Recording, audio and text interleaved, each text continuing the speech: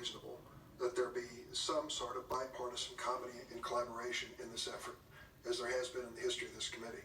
The second thing is I'll be offering amendments, as other members will, but if you found 53 witnesses that you'd like to hear from, we've got 10 or 11 we'd like to hear from who have personal knowledge of the facts that you're talking about, but were somehow omitted from the list that you produced.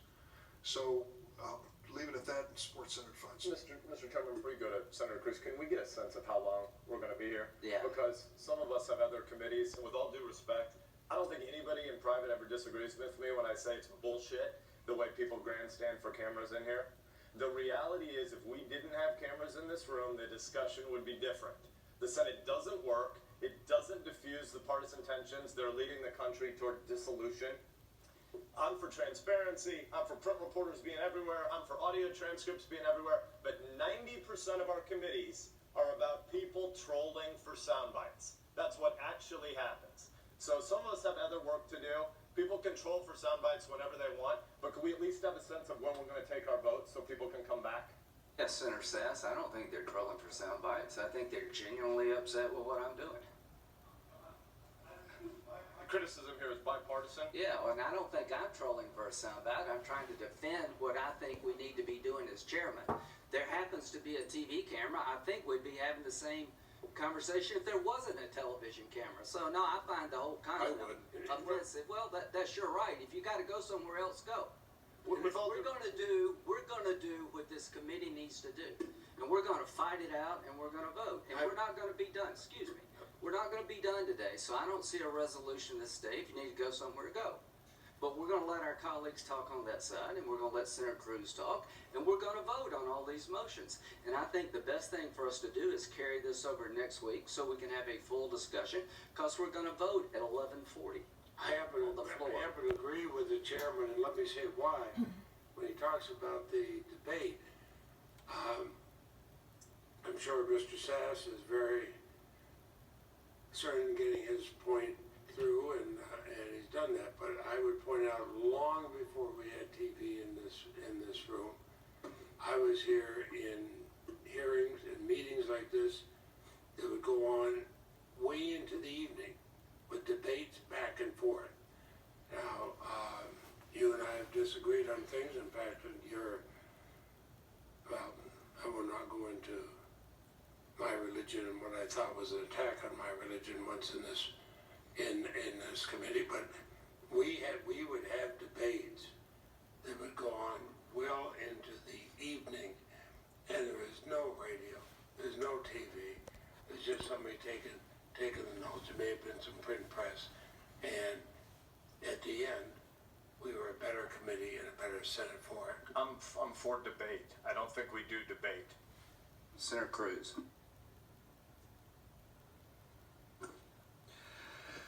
Well, political posturing is not new to the Senate, but even given that, this morning's protestations from the Democratic side of the aisle have been remarkable. The subpoenas at issue here are not about the Mueller report. It's not even about Carter Page or General Flynn. The central question here is about corruption and abuse of power. What has been made public is we now know that the previous administration directed the FBI, the CIA, law enforcement, and intelligence to target their political opposition. This committee has now heard testimony that not only did they authorize wiretaps of a senior advisor to the Trump campaign, not only did they send in spies wearing a wire to try to monitor their opponents, not only did they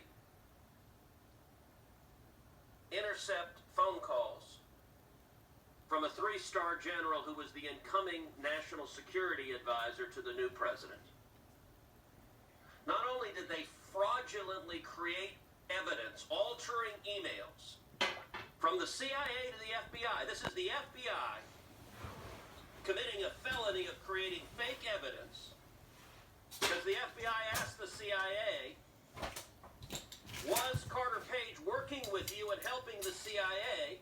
The CIA said yes, and the FBI lawyer fraudulently altered that email and turned yes into no. Which, if anyone else did that in any court in America, they would be put in jail for a long time for fraud. But we also know that this was not authorized. I think Senator Kennedy is right. There are a lot of people that want to blame this on some low-level lawyer 9 levels down. Here's the problem. We know that this went quite literally all the way to the top. January 5th, 2017. It's after the presidential election. This is after the whole world is shocked that Hillary Clinton didn't win, and oh my goodness, Donald Trump is getting ready to be president. Now, normally on January 5th, at the end of a presidential term, people are packing up and getting ready to leave. But what are they doing in this White House? January 5th, Oval Office meeting, Barack Obama, Joe Biden. And what are they talking about? Surveillance directed at the incoming National Security Advisor. What do we know now also? Sally Yates, the acting attorney general, was surprised. What do you mean? What are you talking about, Michael Flynn? Well, it turns out James Comey, the FBI director, was directly briefing President Obama. Sally Yates has said she learned about it from Barack Obama. Picture this for a second. The acting attorney general of the United States has no idea that our law enforcement is surveilling and targeting a 3-star general who is the incoming National Security Advisor. But the president knows. Why was Jim Comey briefing Barack Obama directly on the targeting of their political opponent? Senior Senator from California asked, why is Jacob Lew on this list? Why is Samantha Power on this list? Because every damn one of them unmasked Michael Flynn. Put in multiple orders. These are senior political players in the White House and the Obama administration. They're on their way out the door. They get along. They get masked intercepts that protect the privacy and hide a U.S. citizen, and they put in request after request after request. By the way, Joe Biden put in that request. Also, why are they trying to unmask Michael Flynn? January 5th was the day after the FBI on January 4th had concluded there's no basis to investigate Michael Flynn. We're going to close the case. And by the way, they didn't just say it. They prepared the report saying, we're closing the case because there's no evidence here. Because we interviewed everyone, and there's no derogatory evidence. There's no basis to be targeting this guy, who is the incoming National Security Advisor for the president. January 4th is when the FBI says to close it. January 5th, there's James Comey in the Oval Office saying, we're going after him. We're going after Michael Flynn. And by the way, 15 days later, January 20th, look, there is in this room probably 500 years of government experience. I encourage all of you, pick up and read the Susan Rice email. Number one, it's January 20th, 2017. Everyone here knows what that date means. It's the very last day of the Obama administration. There's a new guy getting sworn in on the steps of the Capitol. We were all sitting there. Apparently, while we were sitting there, anyone else in a White House, and a lot of people here have been involved in White Houses of outgoing administrations, you're packing up your stuff. You're taking down the picture of your wife or your husband from the wall. You're putting your personal belongings in a box and you're leaving. It's not what Susan Rice is doing. She's sitting down typing an email. Email to whom? Herself. How often do you email yourself? Is that something you do a lot? Dear me, as you're leaving a job.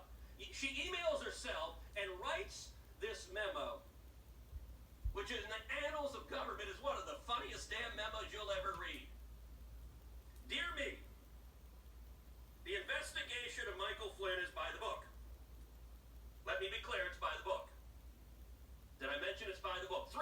she uses the phrase "by the book." Any of you ever played poker? There's something called a tell. When someone's writing over, "This is the by the book, we're not doing anything wrong," that's a big indication they're scared they're doing something wrong. The only reason she writes that email is she's sitting there going, "Oh crap, in about an hour, these next guys are going to arrive, and they might find out that we turned the FBI into the personal research arm of the DNC. Look, all of them thought Hillary was going to win. Nobody would know that they had abused law enforcement and intelligence to target their political enemies." She writes this memo. By the way, ain't nothing by the book if on January 4th they say we're closing the investigation because there's no evidence, and January 5th the FBI director is in the Oval Office with the president saying, "Hey, we're going after the guy." There's no book that lays that out. And what's astonishing is not a single Democrat here cares. Not a one of you is troubled. Or at least you won't say it publicly. No, I get it. It's an election year. Joe Biden's your nominee. For God's sakes, you don't want to uncover something that shows that Joe Biden was part of corruption. Barack Obama, I get it, you revere. You don't want to reveal that he was involved in the corruption, and you can't reveal Joe Biden was. So yesterday's hearing, we got Rod Rosenstein, the number 2 guy at DOJ. Pulling every answer is like, "I didn't know. I didn't know. No, I didn't know that. No, I didn't know that. I didn't know that. I didn't know what I was signing was completely false." And what was amazing about the questions from the Democrats is none of y'all care. You're just like, "Oh, let's ask about something else. Let's ask the donor. Don't talk about this." Look, this committee ought to care, and let's be clear, we had a lot of talk about if the shoe were on the other foot. Pause for a second and imagine how you would feel if Donald J. Trump was doing exactly what Barack Obama and Joe Biden did. So right now, you guys copacetic with Trump putting wiretaps on the Joe Biden presidential campaign? Everything cool if Trump has the FBI send in agents wearing wires to the Joe Biden campaign? That's all good.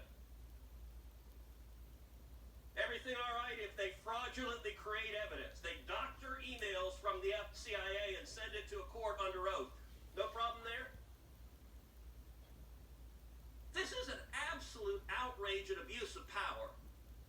And by the way, to be clear, because I'm sure someone on Twitter will say, "Now Cruz has called for using the FBI to go after Joe Biden." No, to the contrary. Law enforcement and intelligence ought to be apolitical. We should enforce the law regardless of party, and this committee ought to be deeply concerned. It's not about revisiting the Mueller report. Was there a partisan, deliberate decision that we're going to use the machinery of government to go after and target our political opponents? Because there's more and more evidence that looks like it was, and that ought to concern everyone on this committee, because I guarantee you what one administration abuses, another administration is going to abuse, and that is dangerous for this country. Okay, Senator Whitehouse and Harris, I know everybody wants to talk. I think the best thing to do is let Senator Whitehouse and Harris speak. They've been patient. We will hold over Senator Feinstein's motion. I think you have other motions. And we'll take this up next week so we can go on about our business. And this is an important discussion for the committee and the country. And we'll get to conclusion next week, and we'll take up the legislation Senator Lee has been pushing about the oversight of the Attorney General's office. So, and I promise everybody will get to speak. But yes, White House, Harris. Then can we adjourn to next week, or do y'all want to speak? I promise you'll be right on deck. Senator White House? I'm about to speak, so I'm good. Okay. All right. Well, start speaking. Okay.